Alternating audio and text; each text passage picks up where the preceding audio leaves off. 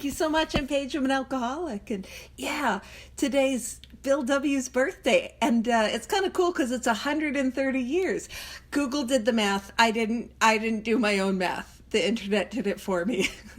But what a cool way to come together and celebrate. And it always reminds me of the miracle that is a sober, recovered alcoholic. And I don't always think well of myself, shocker, but the impact that one alcoholic can have, the impact that one person's sobriety can have, that Bill Wilson, the ripple effect of his life has continued on since he got sober in end of 1934. So what a miracle it is. And it's a reminder that we get to be a miracle in the lives of others. But we're on page 44. I should be kicking off what I'm supposed to be doing, not kicking off with a tangent. Page focus. I love in the announcements when they're like, make sure we don't do anything distracting. I have a feeling they don't say that at the other meetings, just the one that I'm at. They're like, let's do everything we can to keep her on track. So let's kick off the chapter We Agnostics. Page 44, chapter 4. Now, I know I said no tangents, but we're going to dive in to discussing the title. The title is We Agnostics, and we're going to go down a little bit of an etymology rabbit hole. And I do remind anyone, if we have any complaints or criticisms, I will take them in only two formats. The first is 4-column inventory, and the second is carrier pigeon. And I'm just saying that because I like birds. And recently, Rob has entered into his Peristeronic era. You know, he's all about those pigeons at the moment. So, anywho, right? I shouldn't have thrown you under that bus. You're going to end up with a whole lot of unsolicited pigeon-related stuff. But the word agnostic, the etymology is the study of the origin of language. The word agnostic in its origin is Greek. And when we break down the word agnostic, ag means without, and gnosis means knowledge. But I want to be very specific. It is spiritual knowledge. It is that heart level knowledge. That is the knowledge that when we come to the second step, we are without. I point that out because how often, now not you guys are all spiritual giants, but this silly little drunk over here, I'm the sort of person my sponsor would be telling me something and I'd go, yeah, I know. Yeah, I know. And then my sponsor would tell me the exact same thing. And I'd be like, yeah, I know. Here's the clicker is I don't actually know. Like, that's the thing. If my sponsor's telling it to me and more than once and I'm saying, I know, I don't. But that's not, I can't stay well on I know. I can't stay well on head knowledge. I can't stay well on intellect. Intellect is important. We're not anti-intellectual, but that cannot keep me sober. So what we are talking about is that heart level experiential knowing of this power. And I'll point something out. The chapter is entitled We Agnostics. Not for y'all agnostics over there. He's not from the South. He didn't probably put a y'all on it for a number of reasons. But yeah, it's not like, you know how we have two wives? It's not the to the agnostic. It's not like the family afterward, the agnostic afterward, two employers, a vision for agnostics. No, it's we agnostics. And here is what my lived experience is. Each and every one of us, as we approach the second step, we might have had moments like Bill Wilson did, where he had experiences of connection. And we might even have beliefs. We might come with a religion that is very important to us. But we all are experiencing agnosticism.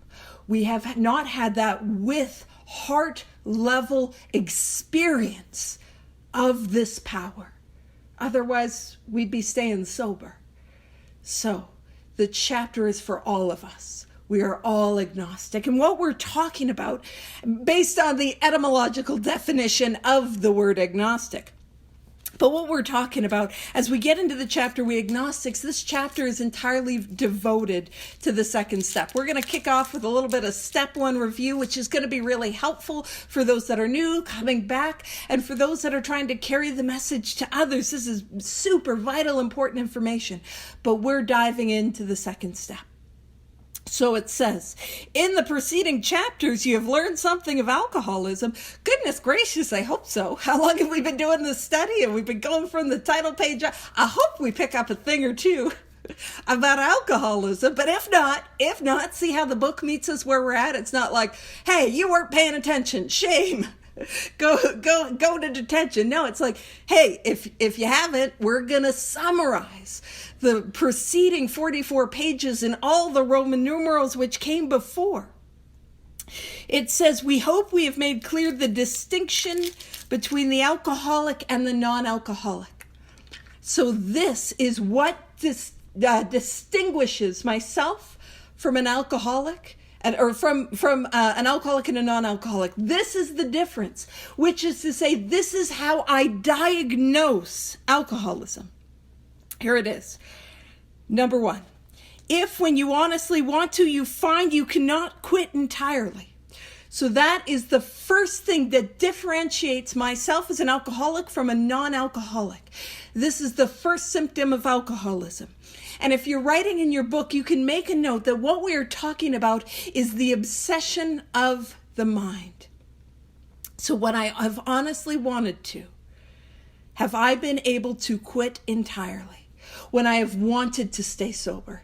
Maybe it wasn't even I wanted to stay sober for life. Maybe I wanted to stay sober while I was on probation, or while I was pregnant, or while I was, on the job, or, for a dry January. Maybe I wanted to stay sober for that period of time. But when I have wanted to stay sober, could I stay sober permanently?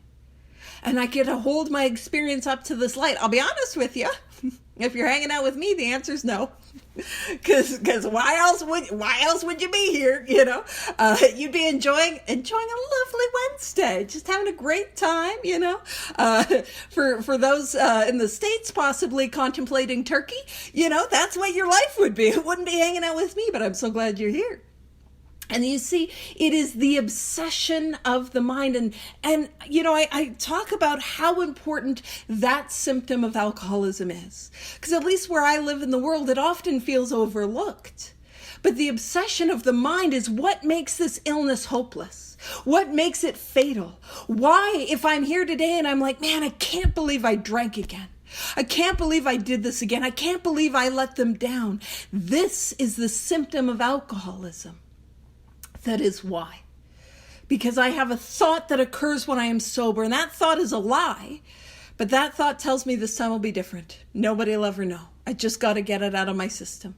I'll just have 3 drinks. I'll get sober by December. Whatever it is a thought that takes me back again and again and again to that first drink.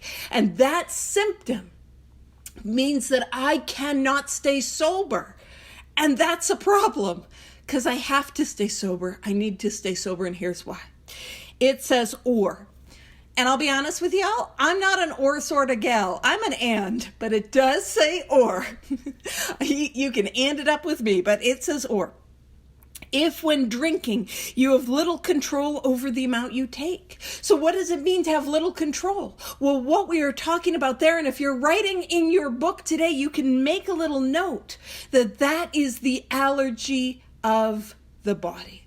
That is the physical allergy, the phenomenon of craving. What is my experience? Is my experience that once I take a drink, that thing sets off in me and I need more? And do I know what it's like? The more that I drink, the more that I need to drink. And the more that I drink, the more that I need to drink. And the more that I drink, the more that I need to drink. Do I know what it's like to take that first drink and have it demand a second? And that second insists on 4. And that 4th drink not relent until I've had 8. And that 8th drink screaming at me until I've had 16, and so on and so forth. Do I know what it is like to start to drink and lose control? That is the allergy of the body. And so that's alcoholism. I can strip away everything else. I can strip away the consequences. I can strip away the family dynamics. I can strip away all my andas. I can strip away all my yeah buts. What do those two symptoms look like in my life? Do I have them? And I'm very passionate about that first paragraph on page 44 because I came to Alcoholics Anonymous with a whole lot of andas. I'm an alcoholic anda. And I came with a whole lot of yeah buts. Buckets. That's the unit they come in of measurement. It's like Kentucky Fried Chicken. Yeah buts in buckets. And it was, yeah, but I'm young. Yeah, but he's worse than me. Yeah, but I've never had a DUI. Yeah, but I got mental health. Yeah, but. And I could not see myself until it was these two questions. And they made the illness of alcoholism as simple as it needed to be, which is to say, as simple as it really is. And it pegged me between the eyes. And it cut through all my delusion and all my denial and all my andas and all my yeah buts, and I could see who I was. And that is an alcoholic. So when I start to drink, can I control the amount that I drink every single time? And when I want to stay sober, can I stay sober? And if the answer is no, well, here's what it says. It says, if that be the case, you may be suffering from an illness which only a spiritual experience will conquer. So if that is the case, I have the two symptoms of this illness. There's only two for alcoholism. And it's saying only a spiritual experience will conquer. And you might be like, okay, Paige, you said you went on your etymological tangent and I've still not forgiven you for it. I'm about to get those pigeons out. And you said that like this whole chapter is about step 2. Why in the first paragraph are we doing a first step review? Well, the reason is when I fully experientially understand the first step, it leads me to the second. If I understand I have the allergy, I understand I cannot drink again. But if I understand that I have the obsession, I understand that I will drink again. I understand that I don't got anything that I can put between me and the first drink. And when I see that clearly, I'm like, oh gosh, I need a solution. And you probably won't say, oh gosh, you'll say profanity. But I mean, Susan's here. I'm going to watch my language. Just for Susan. Hi. And so that like, man, I got to stay sober. I need to stay sober, but I can't stay sober. Is there no solution? I need an answer. I need a solution. So when I see that I don't have an answer, I don't got a way out, that opens me up to the second step. And as we go through, We Agnostics is going to help us take the that leap of faith with the second step. We Agnostics is going to bridge the distance between the first step and the second. It's going to allow me to overcome the perceived barriers that I have. But oftentimes when I am struggling with the second step, it is not because I have a second step issue. It is because I do not understand the first. And I think that's so true with many of our steps, is that it's not a third step issue or a fourth step issue in many cases. More often than not, I do not understand the first step and its true ramifications. I don't understand that I can't keep myself sober based on willpower or meetings or desire or need or fear or consequences. And I want it to work, but it can't. And when I see that I got nothing up against this thing, I'm willing to grab a hold of something that works. And those of us who are sober, who have recovered, who have had this experience, we are evidence that this works. And it's like, man, I can't deny what I see in the lives of others. I can't deny the light in their eyes. But if I have this book and I'm alone in 1939, alone in 1949, it's going to meet me where I'm at and going to help me take the actions that I need to take in order to recover. And so I might not have the benefit of seeing a recovered alcoholic, but it's also a reminder that my responsibility is to demonstrate what it looks like to be a recovered alcoholic. To demonstrate this power to those who might not know. So it goes on to say, And this, man, We Agnostics is a beautiful example of what this book does so often. It meets us where we're at. It does not expect me to be perfect. It doesn't expect me to be perfectly willing, perfectly open-minded. Doesn't even expect me to not have a poor attitude. There's a lot of times it meets me in my sass. My sassafras. Like it meets me right there and it takes me where I need to go. And this is a perfect example of it. It says, to one who feels he is an atheist or agnostic, such an experience seems impossible. So it's like, hey, if you would identify as an atheist or you would identify as an agnostic, that belief that a spiritual awakening, which is our solution in Alcoholics Anonymous, that seems impossible. I can't have a spiritual awakening. And I want to point something out about the use of the word atheist and the use of the word agnostic. In our sort of modern colloquial expression, the word agnostic would be like a fence sitter. You know, somebody that's just sitting on the fence. Maybe there is, maybe there isn't. And interestingly, in our modern language, our colloquial speak, agnostic requires faith. To be an agnostic, it requires a belief and a faith that there is no God. So it's interesting that faith seems to be involved, however I'm swinging it. Now, it says, to one who feels he is an atheist or agnostic, such an experience seems impossible. But to continue as he is means disaster, especially if he is an alcoholic of the hopeless variety.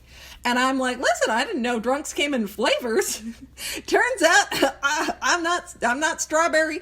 I'm hopeless. I'm the hopeless variety. You know what I mean? And so if you're like here today and you're like, I want to be mint chocolate chip.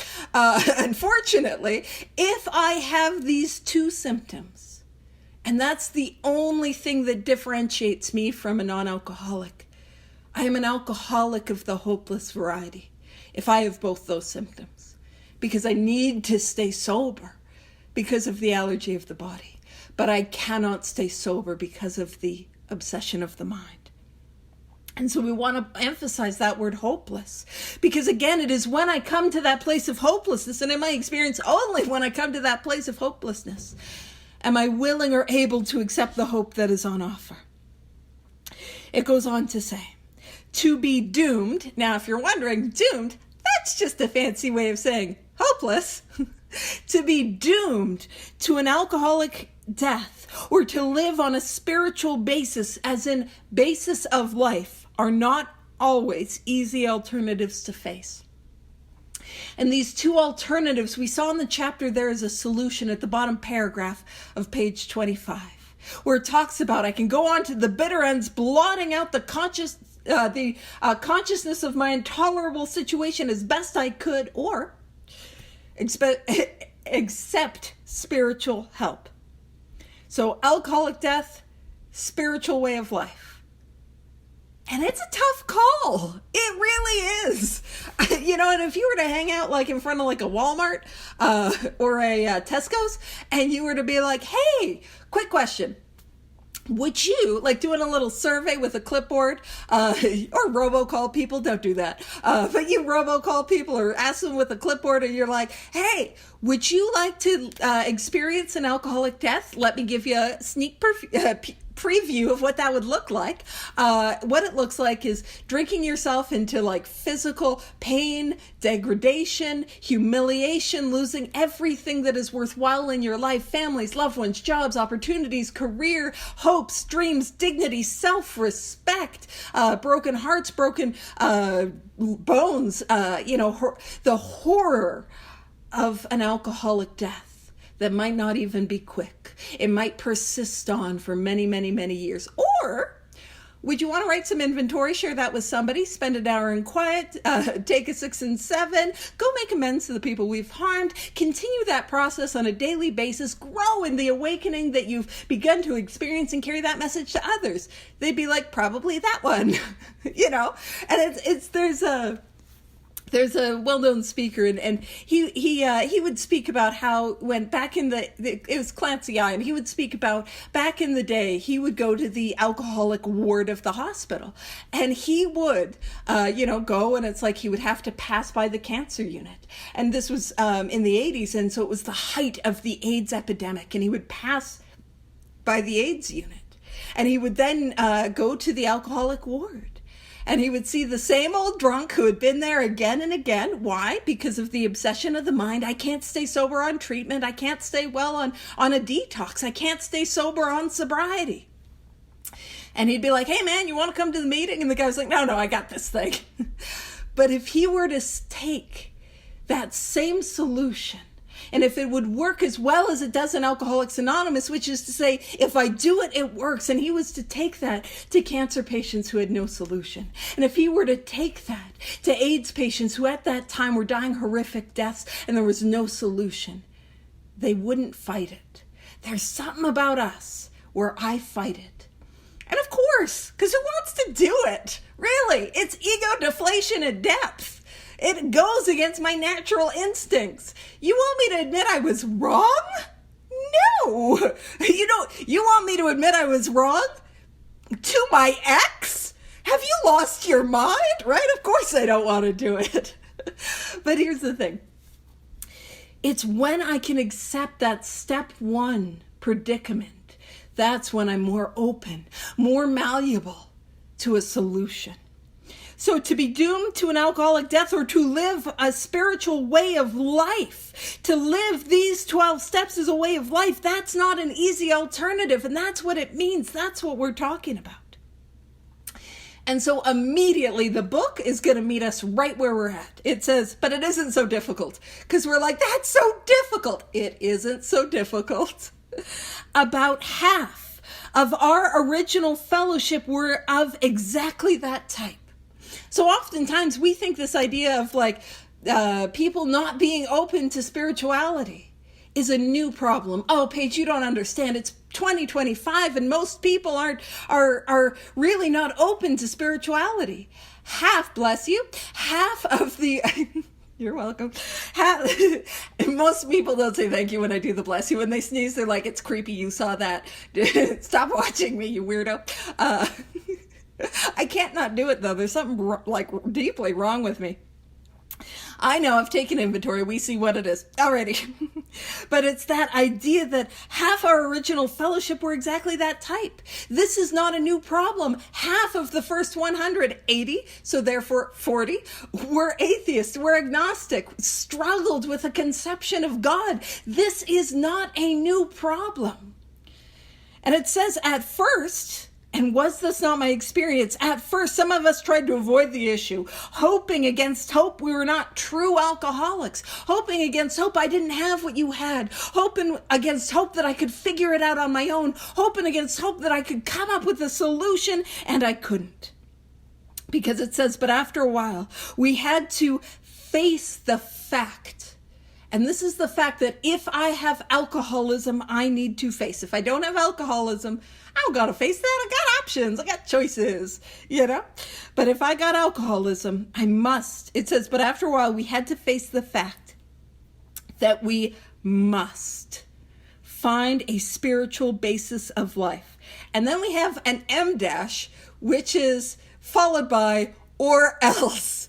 And it's like, Bill, are you threatening me? No, but alcoholism is. Alcoholism is threatening me. Absolutely. And have we ever heard that there are no musts in Alcoholics Anonymous? Have we ever heard that there are no musts in the big book? Yeah, Brian knows it's a little musty in here. Somebody open a window. Oh, it's musty, right? I must, if I have alcoholism, I must find a spiritual basis of life. And again, that spiritual basis of life is these 12 steps as a way of life. That's what that means. I must find these steps as a way of life. or else. And I joke, to be fair, actually, you might not even tell that this is hardcover because it's so worn down. But I used to joke, listen, I got a hardcover big book so I could beat the willingness into them. I don't do that. In AA, we use our words. That is a crime. Don't hit people. But my job is not, and I tug in cheek about that, but my job is not to be the or else. I cannot threaten. I cannot nag. I cannot convince anyone to recover. That is the job of alcoholism. To beat me into a state of reasonableness. To strip away the things that I hold on to. Not just my hopes, my goals, my dreams, my loved ones, but to strip away in that process the delusion and the denial that I have that I can do it on my own. And that's the or else. It says, perhaps it's going to be that way with you. And I love this. Again, the book meeting us where we're at. Because it's like, oh man, it's going to be that way with me. I'm stuck in these two options. And it says, but cheer up. Because it knows we're not cheery. But cheer up. Something like half of us thought we were atheist or agnostic. Half. Again, that same piece of information. Half of the first 180. So 40 members. Yeah, I can do that math. I didn't need Google for that. But half of the first 180, they were atheists. They were agnostic. This idea of a power greater than themselves felt like a barrier. It is not a new problem. So if you're here today and that's how you feel, you are not alone. This is not a new thing. Because I'll show up and I'm like, you don't understand me.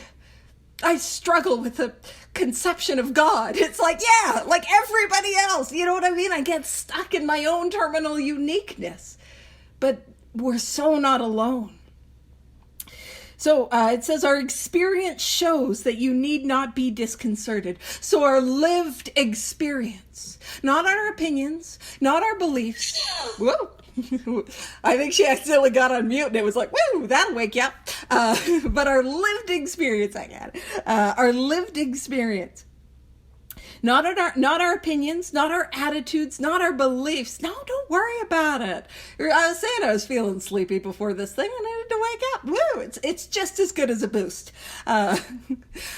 Or a Red Bull or a Monster. We have no opinion on energy drink consumption. But our experience shows that you need not be disconcerted. So not our belief, not our opinion, not our theories. Our lived experience is that we don't need to worry. Our lived experience, and here's why, and we're going to talk about it a little bit more. I cannot stay sober on a conception of a power. I cannot stay sober based on that. And here's what's important. A lot of times we approach the second step as if it is a finish line. It's not. It's the starting blocks of a lifelong race. So I'm just starting. And if I am willing to pursue the race, if I'm willing to take the course of action that is laid out before us, I will have an experience, regardless of what I think at this moment. It will happen. That is promised. And that's what it's going on to say. It says, if a mere code of morals or a better philosophy of life were sufficient to overcome alcoholism, many of us would have recovered long ago. So what is a better philosophy of life? Well, it's a lot of like those old guiding sayings, like the golden rule. Treat other people the way you want to be treated, which is good. I'm not like, yes, please do that. You know what I mean? Something like the 4 agreements. Be impeccable with your word. Don't take things personally. That's not easy,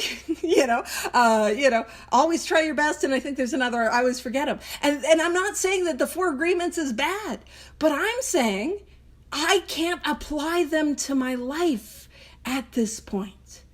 I can't show up to life the way I want to, the way I need to. And there's this Oxford group book, and it's called The Guidance of God. And on page 7, the author, she spoke of something that just rang so true. So I grabbed the quote of it. And what she said is, belief without power are merely ideals. So I can have a belief in something. Like I can have a belief in God or a higher power, or the creator, or the spirit of the universe. I can have a belief in Alcoholics Anonymous. I can have a belief in the 12 steps, but belief does not get me access to power. Belief is the start.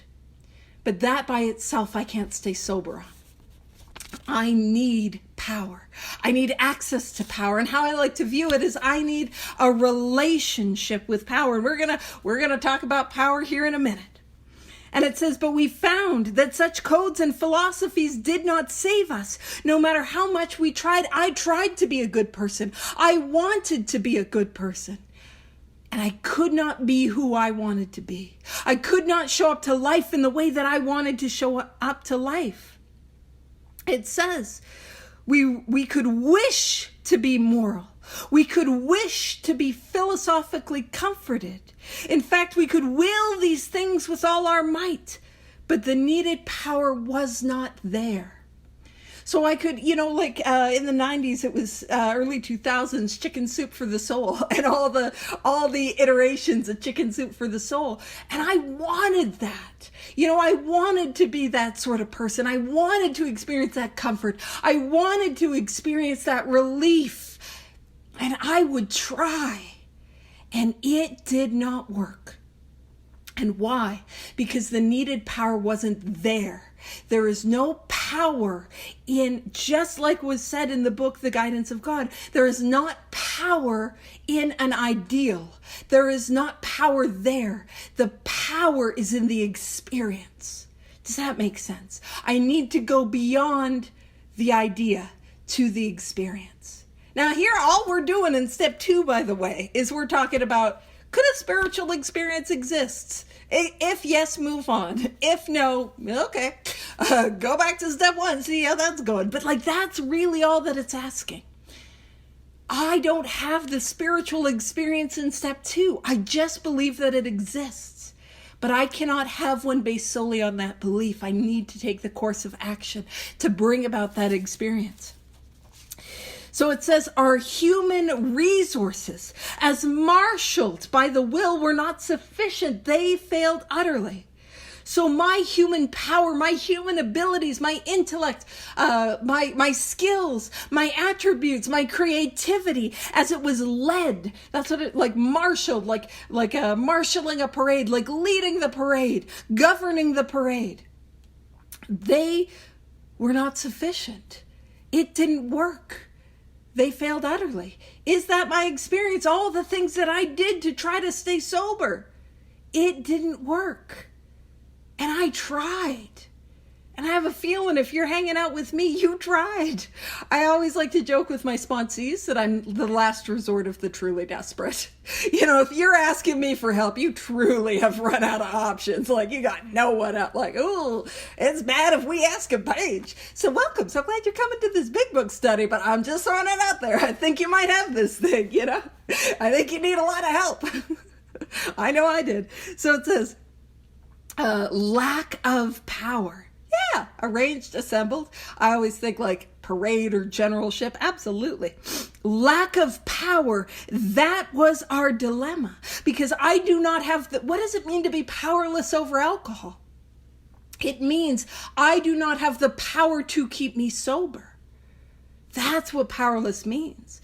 It is not simply that I am powerless once I take that first drink, but I am powerless to stop myself from taking that first drink. I do not have power. And when I understand that first step, it leads me right here. Yeah, that's my dilemma. I have no power. I need power. And it says we had to find a power by which we could live this way of life. These 12 steps are a way of life. It is not an idea. It is not a conception. It is a way of life. I need a power by which I could live. And it goes on to say, and it had to be a capital P, power greater than ourselves. And it says, obviously, because if I am not more powerful than my alcoholism, does it not lend that I need a power that is more powerful than alcoholism? Which therefore would be a power that is more powerful than me.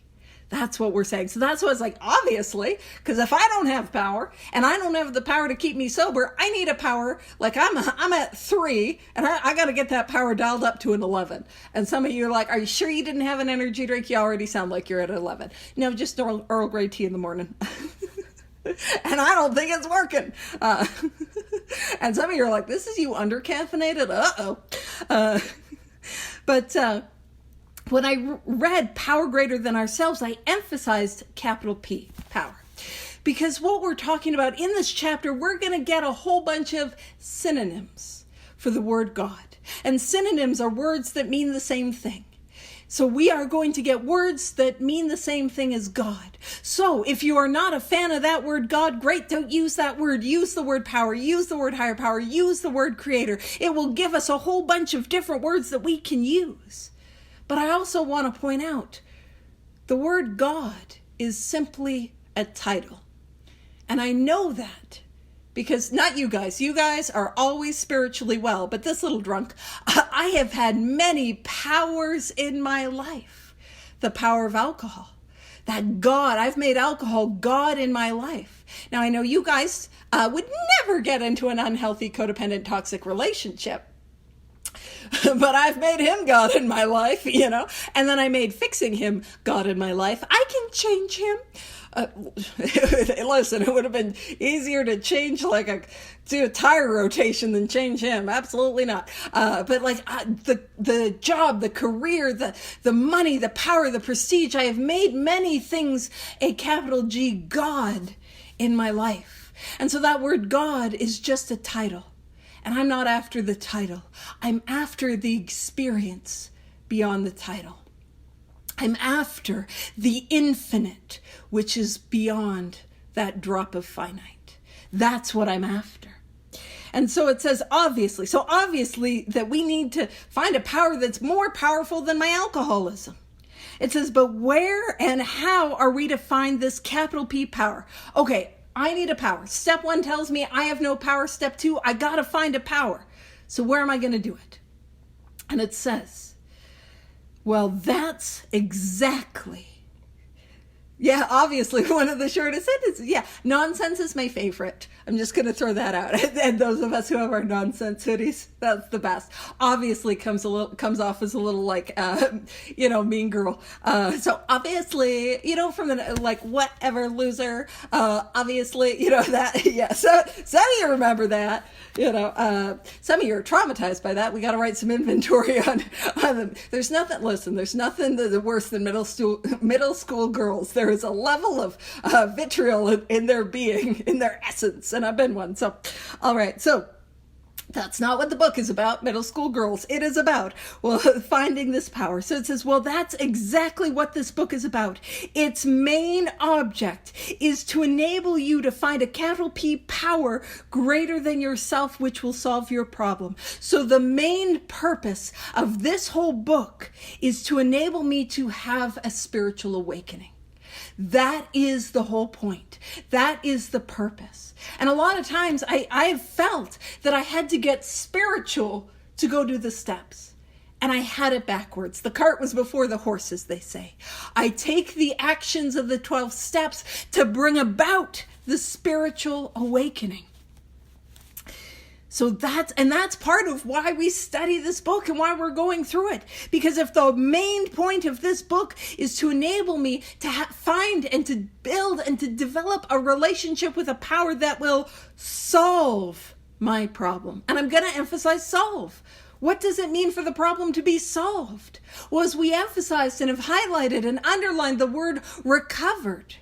That's what it means to be living in those 10th step promises where the thought to drink is gone. It is removed as the result of this course of action. That is what is meant by solved. It goes on to say that means we have written a book which we believe to be spiritual as well as moral. And it means, of course, we're going to talk about God. The book is immediately going to meet us where we're at. Because we're like, difficulty is arising as you talk about God. And so the book's going to say, here, difficulty rises with agnostics. Many times we talk to a new man and watch his hope rise as we discuss his alcoholic problem and explain our fellowship.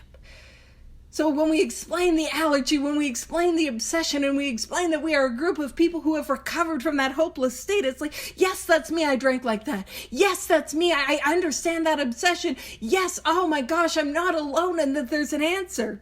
But his face falls when we speak of spiritual matters, that, oh no, this is a God deal. Oh, this is some religious nut job thing. Oh no. And I know, I know nobody here ever experienced that. Like all of us. That's why it's in the book. We've all had that experience. And it says, his face falls when we speak of spiritual matters, especially when we mention the subject of God. For we have reopened a subject which our man thought he had neatly evaded or entirely ignored. So it's like playing dodgeball. It's like, well, I missed that whole God thing. Whoa, I didn't have to do it. Or like I tucked it away. Like that great for you, doesn't apply to me. I don't got to deal with it. And here's what we're going to do in this next paragraph. It kicks off with, we know how he feels. And it is going to then share our lived experiences with the barriers that almost all of us brought to the second step. The barriers, and I really should say the perceived barriers that all of us bring to the second step. So I can hold my light or my experience up to the light of this book. Do I know how he feels? It's like, oh no, this is a God thing. Ugh. And are these some of the barriers that I bring to the second step? Let's see. It says we know how he feels. We have shared his honest doubt and prejudice. Have we experienced that honest doubt that there could be a power, that there could be some sort of God? And the word prejudice, what it means is to prejudge, which is to say to have an opinion on something I have no experience with. Let me tell you what that looks like. Let me break down prejudice in a super clear way. Prejudice is, I know that there's no God and it couldn't help me. I know the steps work for you, but they couldn't work for me. I know you think this is helpful, but it doesn't apply to me. That is the prejudice we're talking about. That no, it couldn't help me. It doesn't apply to me. I don't need to write inventory. I'm good. That sort of prejudice. That's what we're talking about. Some of us have been violently anti-religious. Can I relate to that? This violent? Absolutely not. I'm not open. You try to shove religion down my throat, I'll go after you. Like, absolutely not. To others, the word God, see, it's just a title. It's just a word. I'm after what is beyond that. The word God brought up a particular idea of him with which someone had tried to impress them during childhood. So this is often that idea of the Santa Claus. And sorry, I just realized if there's kids listening, I'm not saying anything about actual Santa. Whoopsies. But it's that idea of the bearded guy in the sky, in the robes with a staff. I know Brian's like, false idol over there. Right, Kathy? Yeah. Although if you say a prayer, he will give you the lemon water in the morning. So I don't know. Answered prayer. Who knows? All right. Focus page. But it's that bearded guy in the sky. And how often have we come to AA and thought, no, I don't believe in God. I can't believe in a bearded guy who lives in the clouds, who judges me. And when I'm good, I get presents. And when I'm bad, I get cold, like Santa. No, I don't believe in that. Many of us have had that experience. It goes on to say, perhaps we rejected this particular conception because it seemed inadequate. We closed our mind on this like almost Sunday school version of a power that feels childish and outdated and not relevant. And it says, with that rejection, we imagined we had abandoned the God idea entirely. Oh, I don't need to think about God. I don't believe in Santa. It's that sort of thing. And it says, we were bothered with the thought that faith and dependence upon a capital P power beyond ourselves was somewhat weak, even cowardly. And so that idea of, I don't want to be seen as weak. I don't want to be seen as a God person. When I got sober, I was in my early 20s. And despite there being no evidence that I have ever been cool in my life, I show up to church basements and community halls where I'm like, I got to impress this room of middle-aged alcoholics. I need them to think I'm cool. And never been cool before, never been cool since. Cool and I, we don't cohabitate. That ain't me. Listen, I want to talk about pigeons. Not cool. But I know why I'm like this. But I was attached to this idea of being cool. And I knew my prejudice beyond a shadow of a doubt. That word God, that wasn't cool. Because I heard how you sounded. When you use it, I'm like, not cool. And again, I got to be cool over here.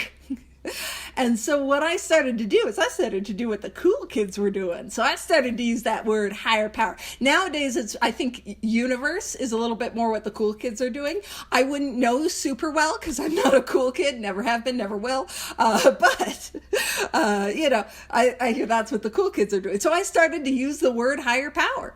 Now, I noticed quite early on that is actually 2 words, and it's a whole lot of syllables. And if you're using that or writing with it or like prayer, it's a lot. And I am somebody who deeply values efficiency. Also, if you're worried I got sober in my early 20s, don't you worry. I am an efficient sort of alcoholic. I took my life into an unmanageable position quite efficiently. So I'm just all about efficiency. So don't you worry about that. So this efficient alcoholic, I switched and I started to use the word God. Because it's 3 letters, 1 syllable. And the most incredible thing, the word God no longer began to mean what I had assumed you meant when you use that word. I will just have a little aside. I also wasn't asking you what you meant when you used that word. I'm not having unnecessary conversations in early sobriety, because you might ask me a question that I don't know the answer to. You know, one of those real head scratchers like, hey, Paige, how's it going? Just riddle me this. I don't know.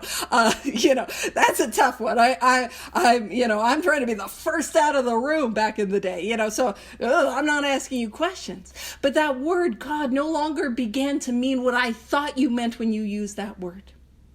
It no longer was associated with my prejudices, my old ideas. That word began to mean what I had experienced as the result of the 12 steps.